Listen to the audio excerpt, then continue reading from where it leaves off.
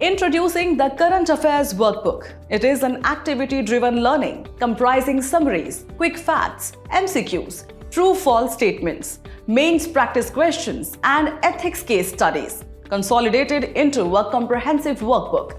Dive into our monthly magazine summary, a concise overview capturing key insights, events, and trends of the month. Unlock the power of our Quick Facts block, your rapid reference toolkit with essential facts, figures, and critical statistics. Experience our dynamic activities like MCQs and true-false statements to subjective questions and ethics case studies that refine your analytical thinking and articulation skills. Track your progress with our dedicated self-evaluation page, your personal growth monitoring and improvement tool.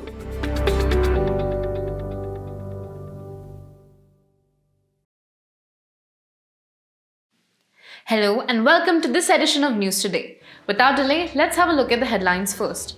Willow, Google's quantum computing chip, launched. Department of Biotechnology, along with the Center for Stem Cell Research, develops first human gene therapy for hemophilia A. James Webb Space Telescope confirms the universe is expanding at an unexpected rate. University Grants Commission issues draft guidelines for recognition of prior learning in higher education. India Skills Report 2025 released by WeBox. World Malaria Report 2024 released by World Health Organization. In the latest technology update, Google has launched its new quantum computing chip named Willow. This chip operates using superconducting transmon qubits, which are tiny electrical circuits that exhibit quantum behavior at extremely low temperatures. Willow is capable of solving complex computations in under 5 minutes, a task that would take the world's fastest supercomputers 10 septillion years to complete. Now, let's take a quick look at what quantum computing is all about. It uses the principles of quantum mechanics to solve complex problems faster than traditional or classical computers. Traditional computers use bits to process information as either zeros or ones, whereas quantum computers use qubits, which can represent both 0 and 1 simultaneously. There are a few principles in quantum mechanics that make this possible. First, superposition, where a quantum particle can represent not just one possibility, but a combination of multiple possibilities. Second, entanglement, where quantum particles become strongly correlated, more than regular probability allows. And other phenomena like decoherence and interference also play a role. The applications of quantum computing are vast. It can revolutionize fields like artificial intelligence or machine learning, cybersecurity, financial modeling, drug development, weather forecasting, and even traffic management. However, quantum computing is not without its challenges. These include quantum errors due to noise and decoherence, scalability issues due to requirement of specialized techniques and materials, the short lifespan of qubits, ineffective security protocols, and a shortage of skilled manpower. In India, the government is pushing forward with initiatives like the National Quantum Mission. The aim is to scale up scientific and industrial R&D and foster a vibrant ecosystem in quantum technology or QT. Other initiatives like the Quantum-Enabled Science and Technology or QUEST program and the Quantum Frontier Mission by the Prime Minister's Science, Technology and Innovation Advisory Council or PMSTIAC are also underway to build quantum capabilities. The Department of Biotechnology, in collaboration with the Center for Stem Cell Research, has developed India's first human gene therapy for hemophilia A. This breakthrough offers a new ray of hope for patients battling this rare genetic condition. Now, let's take a closer look at this revolutionary development. This gene therapy uses a lentiviral vector to introduce a normal copy of the factor VIII gene into autologous hematopoietic stem cells to treat hemophilia A. Lentiviral vectors is a type of viral vector which can be used to transfer genetic material. Moreover, hematopoietic stem cells or HSCs are multipotent primitive cells that can develop into all types of blood cells. Now, what exactly is gene therapy? At its core, gene therapy is a technique designed to treat, prevent, or even cure disease or medical disorder by working directly with the genes. It achieves this by replacing faulty genes, deactivating harmful ones, or introducing new genes to restore health. Tools like plasmid DNA, which are genetically engineered circular DNA molecules, and advanced human gene editing technologies make this possible. Gene therapy comes into two types. Germline gene therapy modifies germline cells such as eggs or sperm by introducing functional genes. Next, somatic cell gene therapy transfers therapeutic genes to somatic cells, those that are not germline cells. This versatile technique has broad applications, targeting both inherited genetic diseases like sickle cell disease and acquired disorders such as leukemia. Now let's talk about hemophilia A, the focus of this groundbreaking therapy. Hemophilia is a rare condition that impairs the blood's ability to clot. India bears the distinction of having the world's second largest burden of hemophilia, and hemophilia A specifically results from a deficiency in clotting factor 8. This landmark gene therapy is a step toward transforming the lives of those affected by hemophilia A. Moving ahead, groundbreaking findings from the James Webb Telescope have confirmed an intriguing mystery about our universe. It is expanding at an unexpected and accelerated rate. These results corroborate earlier findings by the Hubble Space Telescope, suggesting that the universe's expansion is approximately 8% faster than previously understood. Let's first understand the expansion rates. According to Hubble's law, also known as the Hubble constant, the universe should expand at a rate of 67 to 68 km per second per megaparsec, a megaparsec being 3.26 million light years. However, data from telescopic observations consistently show a higher rate of 70 to 76 km per second per megaparsec. This persistent discrepancy between the telescope observed expansion rate of the universe and the Hubble constant is known as the Hubble tension and continues to puzzle scientists. Now, what could be causing this accelerated expansion? A key suspect is dark matter, which comprises about 27% of the universe. Although invisible, dark matter is inferred to exist due to its gravitational effects on ordinary matter like stars, planets, moons, and more, which accounts for just 5% of the universe. Now, another significant factor is dark energy. It's a hypothetical form of energy proposed by a physicist to explain why the universe is not just expanding, but is doing so at an accelerating rate. Moreover, it comprises over 69% of the universe, being an anti-gravity force that stretches the very fabric of space-time. The evidence supporting this expansion is compelling. For instance, the redshift of light from distant galaxies reveals that they are moving away from us, with their wavelengths stretched as they travel through space. Additionally, the cosmic microwave background radiation left from the Big Bang and detectable in all directions serves as a key marker of the universe's expansive history. Other proofs include observations of supernova and gravitational waves, which further validate this phenomenon. Moving ahead, we bring you the latest in education news. The University Grants Commission or UGC has issued draft guidelines for the recognition of prior learning or RPL in higher education. This move is in line with the goals of the National Education Policy or NEP 2020 and is also aligned with the National Credit Framework or NCRF. The NCRF supports RPL by facilitating the creditization of all forms of learning, academic, vocational, and experimental. So what exactly is recognition of prior learning or RPL? It's a formal mechanism used to evaluate a person's existing knowledge, skills, and experience gained through formal, non-formal, or informal learning. The purpose of RPL is to integrate informal and non-formal learning into the formal education system through assessments and certifications. RPL acknowledges diverse learning forms by assessing and validating competencies and experiences regardless of how they were acquired. RPL is also being promoted under the Pradhan Mantri Kaushal Vikas Yojana or PMKVY, managed by the Ministry of Skill Development and Entrepreneurship or MSDE. But why is RPL so important in higher education? First, it helps facilitate workforce transition, assisting workers in transitioning the workforce from informal work settings to the formal sector by recognizing and validating their skills and knowledge. It's worth noting that more than 90% of India's workforce is being employed in the informal sector. Secondly, it helps address industry needs or sectoral requirements by recognizing prior learning, thereby enhancing employability. RPL also promotes continuous learning to adapt to evolving career demands, etc. In conclusion, the UGC's draft guidelines for recognition of prior learning aim to enhance skill validation and employability, aligning with national education goals and workforce needs. In our next news, India's talent pool has received a glowing spotlight with the release of the India Skills Report 2025 by VBox. This year's theme, Global Skills Mobility, India's Decade, underscores India's unique position to meet global workforce demands as talent mobility shapes economies worldwide. First, let's dive into the key findings. Over 50% of Indian graduates are now employable, a remarkable leap from just 33% a decade ago. Leading the pack in employability is Maharashtra, followed by Delhi, Karnataka, and Andhra Pradesh. On a global scale, cross-border talent mobility has the potential to add a staggering $500 billion to the global economy by 2030, with India playing a vital role in filling critical skill gaps.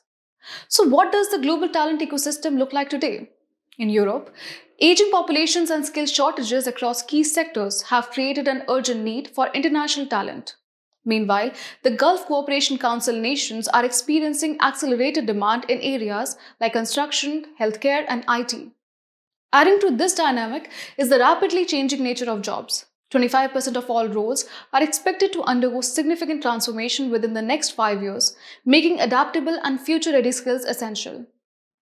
India's potential to bridge these demands is extraordinary, with 65% of its population under the age of 35. India enjoys a demographic dividend that sees 10 to 12 million new entrants into the job market every year. India's IT industry, valued at $245 billion in 2023, is already at the forefront of driving global digital transformation.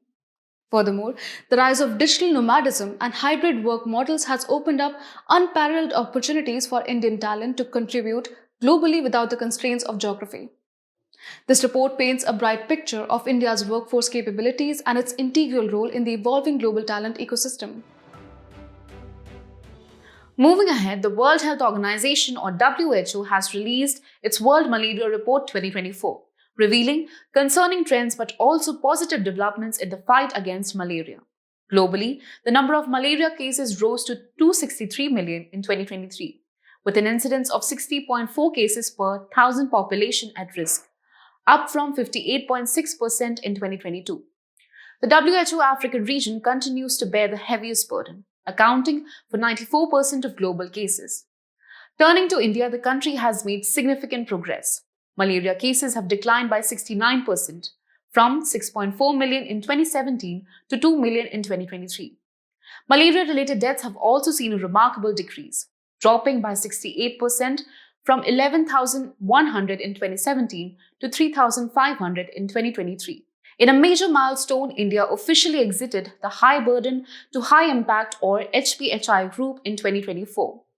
To understand malaria better, it's important to know that it is a life-threatening disease caused by Plasmodium parasites, transmitted to humans through the bites of the infected female Anopheles mosquitoes. It's mostly found in tropical regions.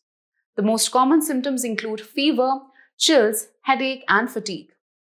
5 species of the Plasmodium parasite that cause malaria in humans are P. falciparum, P. vivax, P. malariae, P. ovale, P. knowlesi, with P. falciparum and P. vivax posing the greatest threat. On the vaccine front, progress continues. In 2021, the RTS-AS01 vaccine was the first malaria vaccine approved by WHO. And in 2023, the R21 Matrix M vaccine followed as a second. There are several global and national initiatives in place to combat malaria. The WHO Global Technical Strategy for Malaria 2016 to 2030, updated in 2021, provides a technical framework for malaria endemic countries. In India, the National Strategic Plan for Malaria Elimination 2023-27 focuses on complete malaria elimination. However, several factors continue to increase vulnerability to malaria, including biological factors pertaining to physiological characteristics such as sex characteristics, age, immune response, and other genetic factors. Environmental factors like climate variability and land use changes exacerbate exposure. Social and economic factors include vulnerabilities arising from socioeconomic status, gender inequalities, disability, ethnicity, and migrant status. Structural challenges like conflict, migration, and disruptions in healthcare access also contribute to the ongoing malaria risk.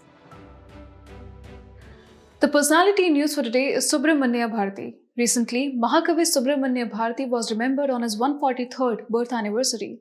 Subramanya Bharati was a great Tamil poet and a freedom fighter, regarded as the father of the modern Tamil literary style. He was involved in a faction of the Indian National Congress Party that favored armed resistance against the British Raj. He began his career as a journalist in Swadesamitran in 1882. If we talk about his key contributions, he championed the empowerment of youth and women and had immense faith in science and innovation. His notable works include Kannan Pattu, Panchali Shabdam, Kuyal Pattu, and more. Through his actions, he showcased the values of patriotism, social reformer, gender equality, leadership, and more. As we conclude today's main news, let's have a look at some quick updates.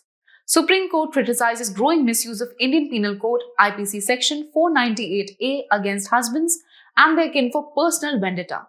IPC has been replaced by the Bharatiya Nyaya Sanhita or BNS. Section 498A of IPC deals with the husband or relative of the husband of a woman subjecting her to cruelty. Recently, the chairman of the 16th Finance Commission highlighted concerns related to cess and surcharge. Articles 270 and 271 of the Indian Constitution deal with the cess and surcharges. Cess is earmarked for specific purposes but does not entitle the payer to direct benefits. Surcharge is an additional tax imposed on existing duties and taxes.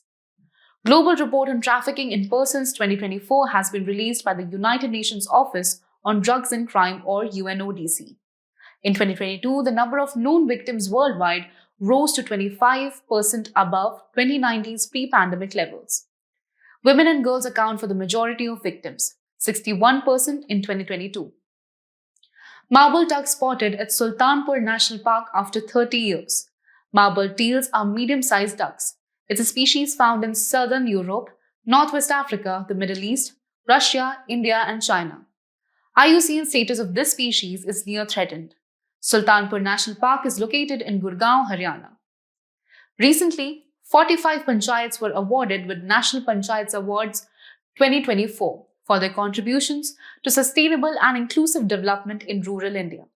The awards was launched by the Ministry of Panchayati Raj in alignment with 9 localization of Sustainable Development Goals or LSDGs, themes aggregating 17 SDGs. State-of-the-art Bluetooth Low Energy Gateway and Node System launched at IIT Ropar. The system connects Bluetooth-enabled sensors to cloud platforms, enabling seamless data transmission, real-time environmental monitoring, and advanced analytics across diverse sectors. The Union government has enabled primary agricultural credit societies to operate Pradhan Mantri Bharatiya Jan Aushadhi Kendras. It aims to provide high-quality generic medicines at affordable prices. These outlets ensure essential healthcare is accessible to all, especially economically disadvantaged individuals. Recently, World Meteorological Organization stated that weak and short La Nina conditions could emerge in December to February period. La Nina is one of the 3 El Nino southern oscillation phases. It refers to the periodic cooling of ocean surface temperatures in the central and east-central equatorial Pacific. Before we sign off, let's challenge your understanding in today's installment of Test Your Learning.